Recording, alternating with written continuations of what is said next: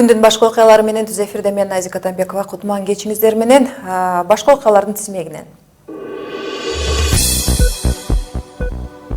Жогорку кеңеште дыйкандарга 7% төлөм менен насыя берүү мыйзам долбоору жактырылды. Бул маалда быйылкы жылы айыл чарбанын каржылоо 5 долбоору башталып жатат. Анча-мынча насыя берүүдө көзгөрүүлөр бар.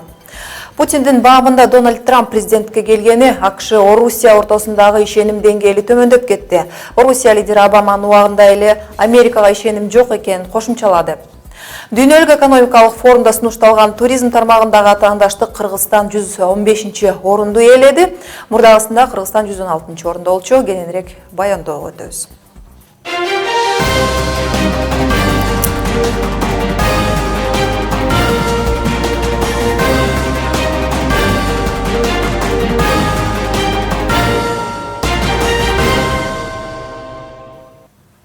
Өлкөнүн финансы министрлиги жазгы талаа иштерине дыйкандарга насыя берүүнү баштады. Бул долбоор алкагында коммерциялык банктар менен финансы министрлигинин өзүнчө келишим түзгөн. Анын негизинде банктар дыйкандарга фермерлерге 3 миллиард 300 миллион сом өлчөмдөгү кредиттерди беришет. Акча 3 категория менен таратылат. Алды 10% арты, 6% үстүк пулду түзөт. Дээрлик бардык насыялар 36 айга берилет. Белгилегендей насыяларды таратууда максималдуу түрдө төмөнкү сумма менен берүүгө аракет кылынат. Бирок бул көбүнчө банктардан көз каранды. Быйылкы жылы айыл чарбасын каржылоо 5 долбоору башталып жатат. Райондо айыл банктын өкүлчүлүгү бар. Ошол өкүлчүлүккө биздин дыйкандар кайрылып, заявка жазып кайрылса болот. Кайрылгандан кийин кредиттик тарыхын текшерет. Эгерде кредит тарыхы жакшы болсо, хозяйствосын анализ кылып, күрөөсүн баалап, анан перечень документов берилет кредит алганга, арзан насыя алганга. Минфин деген бюджетте 2017 жылга предусмотрел, и правительство планирует дополнительный акча берилет, каражат бөлүнөт. Ошону берсе кайра финансированияны баштайбыз. Бул арада президент Алмазбек Атамбаев кредиттер боюнча проценттик ченемдерди дагы төмөндөтүү керек деп билдирди. Бул туурасында ал Улуттук банктын төрагасы Толкунбек Абдуловду кабыл алып жаткан маалда билдирди. Абдулов жыл башынан бери өнөр жай, айыл чарба соода, курулуш, туризм, транспорт жана байланыш тармагындагы андан тышкары кызмат көрсөтүүлөр жаатындагы долбоорлорду каржылоо үчүн 3 миллиард сом сунушталган тууралуу маалымат берди. Ал эми насыялар боюнча жогорку проценттик ченем 12% өлчөмдө белгиленген. Расмий маалыматка ылайык, учурда өлкө боюнча 3373 субъектке кредит берилди. Алардын арасында эң көп Жалал Абад облусунун тургундары, эң азын Баткен облусунун дыйкандары алды. Айыл чарба тармагын каржылоо 5 долбоорунун алкагында бул күнгө чейин жеңилдетилген кредиттерди алган жарандын саны: Жалал Абад облусу 892 дыйкан, Чүй облусу 650 дыйкан, Ош облусу 497 дыйкан, Ысык Көл облусу 392 дыйкан, Нарын облусу 376, Талас облусу 346, Баткен облусу 220 дыйкан. Анткен менен берилген насыяларды алуу жөнөкөй эле теги жетпей жаткан коомчулукка айтылууда. 11 каналынын кабарчысы айрым шаардыктардын бул туурасында пикирин билип көрдү. Алышкан жок, себеби аны алгандардын баары тең, малы көптөр, жери барлар, акчасы барлар. Андан ылдыйракка доступ жок. Карапайым адамга доступ жок, потому что каякта эмне экенин билбейм, документально биздин туугандар лично алган жок. Айылда сөз болуп атат, бирок мен бир кайным бар, мына 2 айдан бери тыйын ала албай эле жүрөт.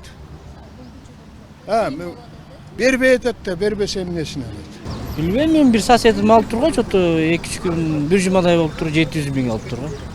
Нормальный деп атат го 10%га, 3 жылга дейт го. Мен чындын айтсам туугандарым жок, бирок деген угуп атам элдерге, анан кандай алып атат билбейм. Билбейм, алар кандай кылып алып атат. Биз барып алалы десек ошол 3 жылга дейт. 3 жылга биз 10% менен 3 жыл болгончо анан кайра эч жерден бөлөк жерден кредит ала албай калат экенсиң. Бир алгандан кийин ала албай калам, туура. Бир жылда азыр ал, күзүндө бер кутул, анан кайра ал. Ошол жакшы болуп атат да. Банкка барганда 3 жылдын аралыгында биз 18 миң акчаны кошуп берет экенбиз. Бир жылдыгы барбы десек жок, бир жылдыгы жок. Плюс жанагы үйдөн залогко үйдүн документин коет экен. Качан биз кутулганда анан барып деги документти берет экен. Бул маалда жогорку кеңеште дыйкандарга 7% төлөм менен насыя берүү мыйзам долбоору 3-чү окууда жактырылды. Айыл чарбасын өнүктүрүү жөнүндө мыйзамына өзгөртүүлөрдү киргизүү тууралуу мыйзам долбоорун 85 депутат колдосо, 32 каршы болду. Анда айыл чарба өндүрүүчүлөрүнө 7% төлөм менен насыя берүү каралган. Демилгечилер Республика Ата журт фракциясынын депутаттары талкуу учурунда айрым депутаттар каршы чыгышкан. Ата мекен фракциясынын депутаты Сайдулла Нышанов дыйкандар 9-10% төлөм менен насыя ала албай жаткандыгын айтып, 7% төлөм менен насыя берилет деп элди алдабоого чакырган. Ал эми Өнүгүү прогресс фракциясынын депутаты Зиядин Жамалдинов дыйкандарга башка жол менен жардам берүү керектигине токтолгон. Эми дүйнө кабарларынан Орусия Обаманын башкаруусунда Америкага ишенбегенде эле Трамптын өзүндө да ишене албайт. Мындай пикирин Владимир Путин Кремлдин сайтында жайгаштырылган маегинде билдирген. Айтымында Дональд Трамп президенттикке келгени АКШ Орусия ортосундагы ишеним деңгээли төмөндөп кетти. Путин ошондой эле Сирия президенти Башар Асадтын өкмөтү АКШ химиялык чабуул деп атаган Хан Шейхундагы окуяга жоопкер эмес деген турумун кайталады. Ал уулуу газ Сирия өкмөттүк күчтөрү козголоңчулардын химиялык курал өндүргөн имараттарында абадан чабуул койгонго кеткен же АКШ чабуул коюу үчүн атайын чыгым кылган деген оюн дагы айтты. АКШ мындай билдирүүлөрдү чындыкка төп келбейт деп четке каккан. Ал эми Дональд Трамп Fox телеканалына берген интервьюсунда америкалык бийликтин Сирияга аскер киргизейин деген ниети жок экенин билдирди. Ошондой эле Москвага иш сапары менен келген америкалык мамлекеттик катчы АКШ Орусия мамилесин жакшылап аныктап алыш үчүн абадан ачык жана чын ыхластан пикир алмашууну чыдамсыздык менен күтөм, деди Рекс Тиллерсон. Кыргызстандын туризм жаатында кабарларга кайрылабыз. Жакында эле дүйнөлүк экономикалык форумда сунушталган туризм тармагындагы атаандаштык боюнча Travel and Tourism аттуу дүйнөлүк индексте Кыргызстан 115-орунду ээледи. Ал эми буга чейинки тизмеде Кыргызстан 116-орунда болчу. Андан бери Кыргызстан өз көрсөткүчүн бир гана баскычка жогорулата. Аналитиктер жалпысынан 136 өлкөдөгү абалды иликтеп чыгышты. Рейтингдин көч башында Испания турат, 2-орунду Франция элесе, 3-орунга Германия татыган. Ал эми 1-ондукка Япония, Улуу Британия, АКШ, Австралия, Италия, Канада жана Швейцария кирди. Соңку 2016 жылы Кыргызстанга 1 миллион 273 миң турист саякатка келген. Алардын эс алганынан биздин бюджетке 415 миллион АКШ доллары түшүп, бул көрсөткүч 2015 жылга караганда 1,4%га же башкача айтканда 8 миң чет элдик жаранга көбүрөөк. Жалпысынан бизге эс алууга жакынкы мамлекеттер менен бирге Германия, Түркия, Кытай жана АКШдан келишкен. Улуттук статистика комитетинин маалыматына ылайык 58,3% республикага саякатка келсе, 30% жумуштары менен келген, 7% болсо дарылануу максатында Кыргызстанда болушкан. Кыргызстан туризм жаатында кабарларга кайрылабыз. Кандай болгон күндө да жайкы сезондун расмий ачылышында 1,5 айдан ашык убакыт калды. Ал эми кечиккен жаздан чыга албай жаткан Кыргызстандын кышкы туризм жаатында быйыл кандай жаңылыктар болду? Айтор кээбизди коомчулукка негизделген туризм ассоциациясынын башчы Асылбек Ражиевдин оюнуга алып деп турабыз. Асылбек, куш келипсиз. Саламатсыздарбы. Адегенде мен айтып өткөн рейтингте Кыргызстандын орду туурасында сурайын деп атам. Туризм жаатында артта кетип атат деген эл аралык индексте көрсөткүчкө олуттуу карашыбыз керекпи? Ооба, анткени ал жерде изилдөөчүлөр бүт жактан карашкан, дүйнөлүк тажрыйбаны, Кыргызстанда болуп жаткан өнүгүүнү. Мен ойлойм, бул рейтинг чындыкка дал келет. Биздин туризмдеги орнубуз азыр анча жакшы эмес. Ал эгемендикти алгандан бери ошондой эле болуп келатат. Негизи Кыргызстанда 2016 жылдын этектеринен мактап баштаган маалыматтарды окудук эле. Мисалга алсак, Financial Times Кыргызстан саякатчылар кызыккан мамлекеттердин арасында 7-орунда экенин белгилеген. Негизи быйылкы позиция кандай болчудай? Бул позициялар өзгөрүп турат, анткени туристтер үчүн жаңы мамлекеттер ачылып жатат, жаңы дестинациялар ачылып жатат. Анан Кыргызстан белгисиз болгондуктан мүмкүн былтыр бул кызыктуу болгон. Бул рейтингтер түзүлгөн менен биз ошол туристтерди тартуу үчүн шарттарды түзүшүбүз керек. Ал жактан ошол биз аксап жатабыз жалпысынан. Асылбек, өткөн жылы көчмөндөр оюну өткөргөнбүз. Бул жыл болсо көп болбосо да айрым базалар ачылды. Туризм жаатында кандай жаңылануулар күтүлүүдө?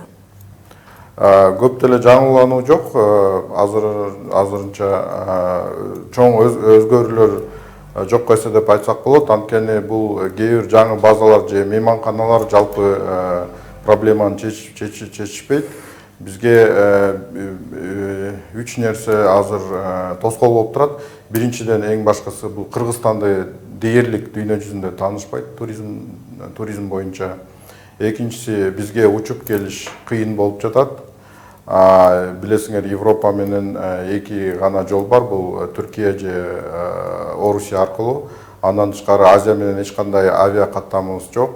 Ошон үчүн ушул мамлекет жагынан ачык асман саясатын киргизүү зарыл. Үчүнчүдөн бул жерде жанагы виза суроолорун мындан дагы оңойтуш керек.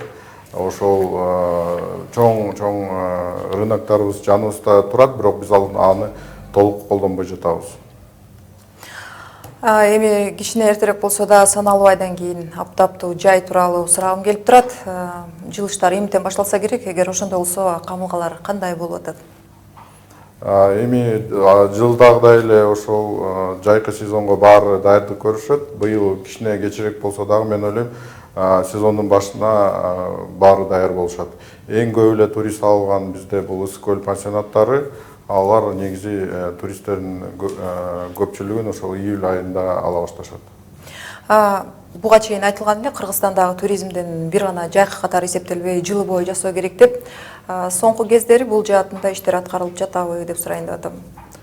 Азыркы учурда бизде кышкы туризм жаңыдан өнүгүп келатат деп айтсак болот.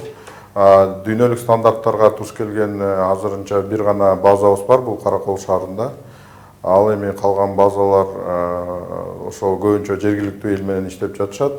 Бирок ошол кышкы туризмдин бир өзгөчөлүгү чоң инвестициялар керек, ички же сырткы инвестор болобу. Бул жерде көп суроолор пайда болуп атат. Анткени жер бөлүштүрүү боюнча, ошо жерди инвесторго берүү боюнча ошол суроолор чечилмейинче бул жаңы базалар жакшы жаңы базалар тургузулат дегенден алыспыз. Сиз жогоруда айтып кеткен көйгөйлөрдү кантип чечүү керек? Бул жерде мамлекет жактан жарыяланып келип жатат. Туризм ошо 5 тармактын 5 башкы тармактын бирөөсү деп. Бирок негизинен туризм өзүн өзү эле багып жүрөт да. Бул жерде мамлекет жагынан политикалык эрк керек болуп атат.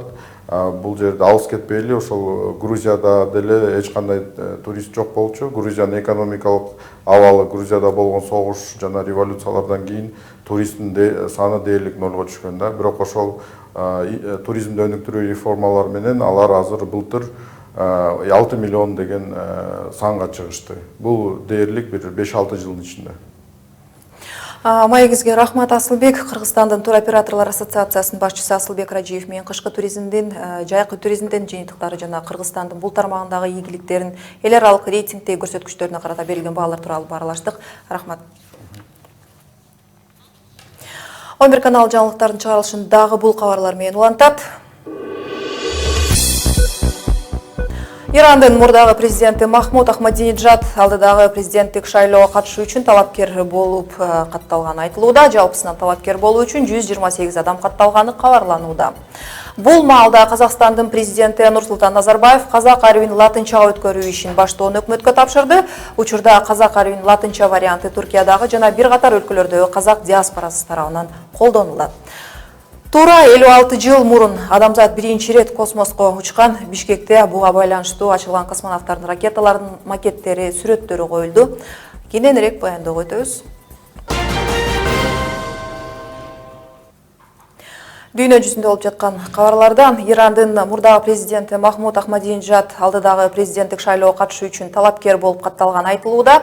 Ахмадинеджад өткөн жумада эле бир кездеги орун басары экс-вице-президент Хамид Бахай менен чогуу маалымат жыйын өткөргөн. Анда президенттик жарышка чыкпасын, Бахайдын талапкерлигин колдоорун айткан эле. Бир жума мурдагы оюнан эмнеге айнып кеткени азырынча белгисиз. Консерватордук көз караштагы саясатчы Ахмадинеджад Иранды 2005-2013 жылдары башкарган. Президенттик шайлоо 19 майга белгиленген.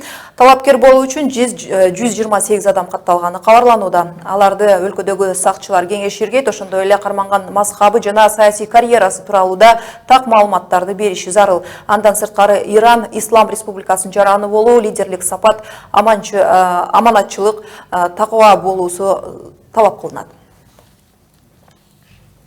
Эми коңшуларда болуп жаткан кабарларга кайрылсак, Казакстандын президенти Нурсултан Назарбаев казак арабын латынчага өткөрүү ишин баштоону өкмөткө тапшырды. 2017 жылдын соңуна чейин окумуштуулар, коомчулук өкүлдөрү менен кеңешүүлөрдөн соң казак алфавитинин бирдиктүү стандарты жана латынчага өтүүнүн графиги иштелип чыгышы керек. Латын арабине өтүү жараяны 2025 жылы жыйынтыкталат деп пландалууда. Назарбаевдин пикиринде 1940 жылдары Казакстандын кириллицага өткөнү көбүрөөк саясий мүнөздө болгон. Латын араби 1929-40 жылдары колдонулган.